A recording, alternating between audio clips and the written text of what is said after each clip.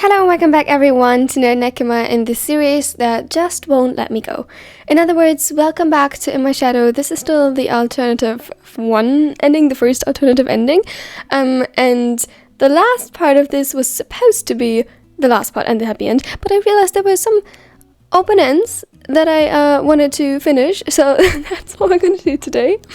I hope you all will enjoy this 9th part of this alternative ending, and yeah, I fear there's a lot more to come. Maybe not for this specific ending, but damn, this series lives in my brain rent-free. I'm so sorry, guys. Enjoy!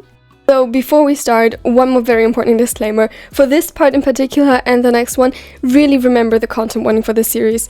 Like, they're in the description. Please check them out one more time, just to be sure. And now enjoy. Atsumu woke up, his chest constricting. He tried to force air into his lungs, but it was as if the darkness had replaced any surrounding him with a suffocating mass, as though the shadows had turned into ink, now seeping into his airways. He rushed to open his eyes to see the nightlight Cide had gotten for him cut through the darkness, but was greeted with a far more chilling sight. A choked cry turned whimper escaped his throat as steel blue eyes peered down at him. It felt as though they were piercing through his flesh into his soul. The tears that had gathered behind his eyelids from the nightmare fell as he felt the ice-cold, merciless kiss of a steel blade against his neck. Her fingers, feeling equally as cold against his overheated skin, traced over his jugular, as his heart pumped blood desperately fast to keep him alive. He tried closing his eyes again to focus on the press of the bed beneath him, the warmth of his boyfriend surrounding him, the rhythmic and calm breathing.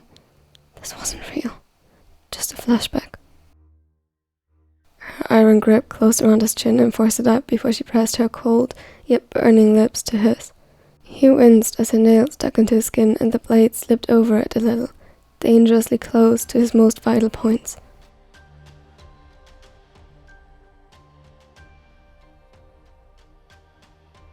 He didn't struggle against her. He wasn't sure he could have, even if this had been real. Or rather, especially not then. He tried to breathe through the kiss and ground himself in reality, but the marked feeling of a hand at his waist kept the illusion alive and vivid. He let out another choked cry, silently apologizing to his partners for not letting them rest, but equally as much pleading for them to wake up and pull him out of this.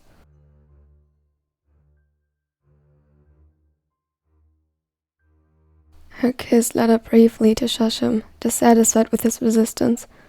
Then her lips tucked up into the cruel, overly sweet smile that evidently would haunt Atsumu forever in his nightmares. With the tip of her blade, she made him look up, as if his eyes had ever dared leave the embodiment of all of his fears.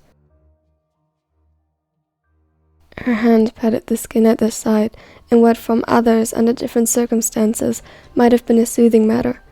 It wandered up, and he remembered vividly how she explained to him sweetly that to stab someone in the heart you needed to step upwards between the 4th and 5th rib. His body lay frozen in shock while trying to ignore her touch, trying to fight himself out of this illusion, when suddenly a small gasp echoed to his right. Relief overcame him. This sound had cut through his terror-filled mindscape, telling him that at least one of his partners, most likely Sakusa, had woken up. He'd be able to help him out. The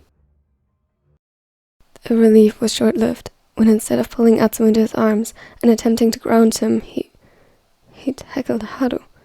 He attacked her. He couldn't do that if it were a flashback. He wouldn't.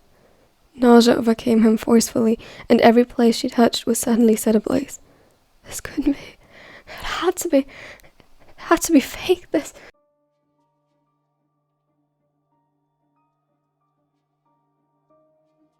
A cry of pain, unmistakably Sakusa's, echoed from the side, and it was as if an electric current ran through him. No. She had the cutter. He would. No. He couldn't lose him.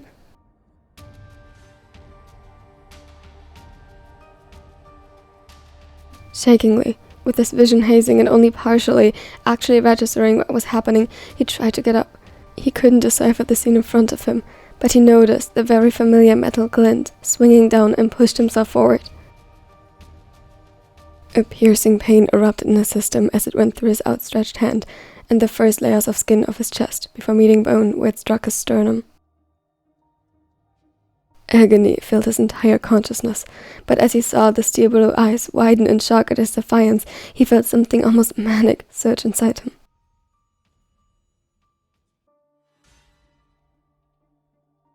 She had only ever seen and conditioned him when he was alone. She had driven him to a point his own life held little value for him, but he would not allow her to hurt them.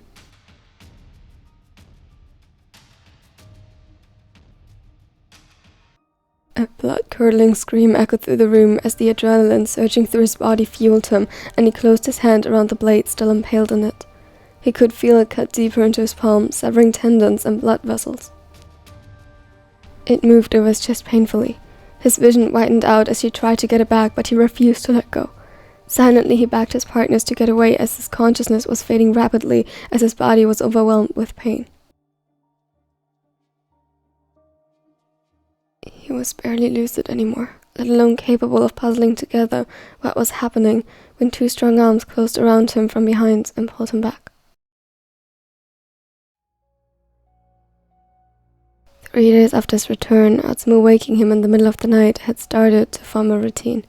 Sakusa often was the first to notice, seeing as Atsumu's flashback often came silently.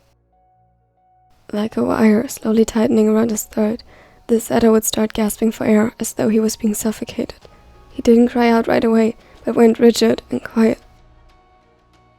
It was the most heartbreaking sight they had ever encountered to see their beloved, usually loud and confident partner rendered speechless by the mere memory of what happened to him. Throughout the night, Atsumu had detangled himself from the embrace, but Sakusa still felt the tight tension in his arm and heard the first whimpers clawing their way from his throat. He took a few seconds to steel himself for the sight that undoubtedly would greet him upon opening his eyes, prepared to do whatever necessary to take Atsumu's nightmares from him. However, when his eyes did open, his heart stopped.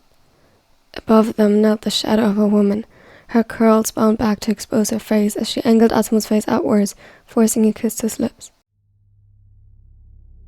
Her steel blue eyes were fixated on the blonde, and within them a manic obsession anchored all her attention to his setter. Her expression was unreadable. Sakusa's stomach turned. The threat, which had silently like a toxic viper entered the bedroom, set his nervous system ablaze with alarm. No noise seemed to derive from her as she reduced Atsumu to prey once more. It was infinitely more intimidating, and the ace felt adrenaline rushing through his veins at once. He didn't wait to think, didn't wait for her to snap out of her obsessive trance and notice him. He launched. His body collided painfully with hers, and he groaned as they stumbled over the edge of the bed and crashed into the wall of the room with a loud thud. The pain was secondary as the blood in his veins seemed to heat up, and he pressed her to the ground. Suddenly, the eyes holding Atsumu in place before it snapped their attention to him, now filled with the reflection of the warmly glowing nightlight.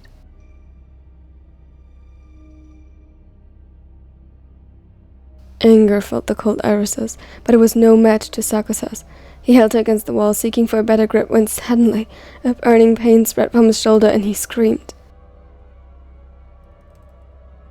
Yummy! Behind him, a cacophony of noise began to unfold, but it was drowned out by an increasing rushing in his ears. He had noticed the blade now slicing through his flesh, and again as she pulled it out forcefully.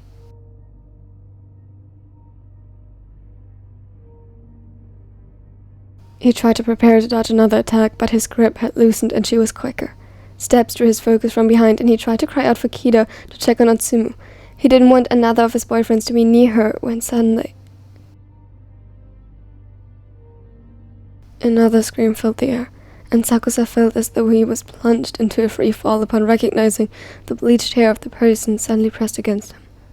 Atsumu had forced himself between him and the blade, and Sakusa's heart stopped as he saw the red bleeding from his chest and staining his hand. For a moment he failed to make sense of the injury, assuming the worst. Months of condensed memories of Atsumu's supposed death crashed down on him. His physical agony held nothing to the agony poisoning his heart, and in the absence of clarity, he focused his wrath on the one person responsible.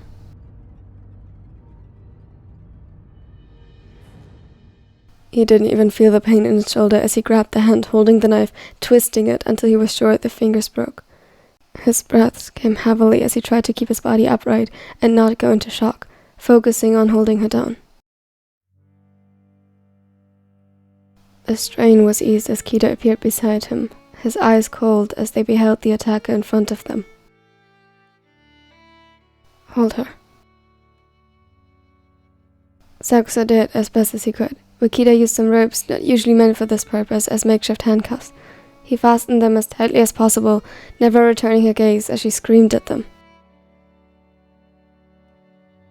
As soon as he made sure she was securely held in place and the knife far from her reach, he turned to Sakusa, who was still holding her down with a bruising grip. Let go. You're going to worsen the injury. His voice was surprisingly soft as he gently pushed him back.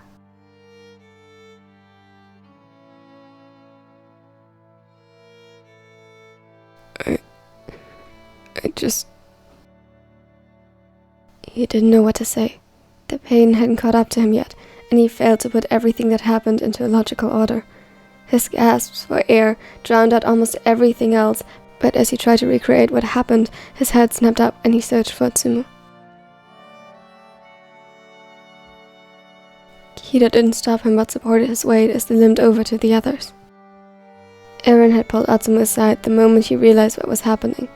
It was too late to prevent his injury, and Sakusa felt despair once more as he saw blood seeping from his chest.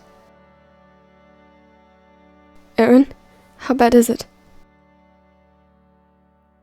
Kida's voice was more urgent now, and Eren quickly lowered his phone. Sakusa realized only now that he must have used it to call for help. But it's his hand. The cutter went straight through. He was trembling, trying to put pressure on it with his other hand. Quickly, Kida rushed forward to help. He secured the makeshift bandage more tightly, earning himself a weak whimper from Atsumu, who seemed deeply lost in delirium. His chest? Eren shook his head, trying to catch the words of the emergency operator. The bone stopped the blade. It seemed superficial. Kida nodded, inspecting it briefly before pressing his shirt to the wound to stop the bleeding. Despite Eren's words, the fabric turned red rapidly. Sakusa felt nauseous, and without his consent his legs gave out on him, and he slid down beside them, half leaning against the bed. Kiyomi? Kida's voice sounded far away to him, and he barely registered his body beginning to tremble violently. Cold sweat gathered on his forehead, and his vision hazed. He was going into shock.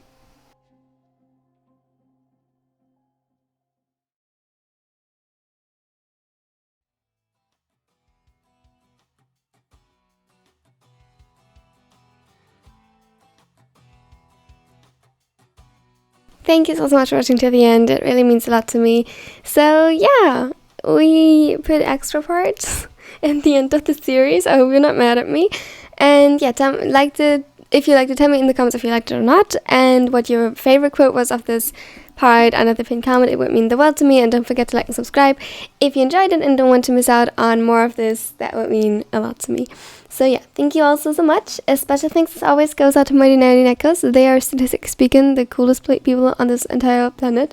Thank you so much for every single one of you. They help me make content as frequently as I do, and they get early access. This video they get 2 months, maybe 2.5 months in advance. I can't promise it will always be that much, but I'm trying my best. Here are my other social media, check them out if you like, and here's my content. Also, check that out if you like. And now I hope you have a wonderful and amazing day. Bye everyone! Wake up, today's gonna be a good day. Wake up, today's gonna be a good day. Wake up, today's gonna be a good day. Wake up, today's gonna be a good day. Wake up, today's gonna be a good day.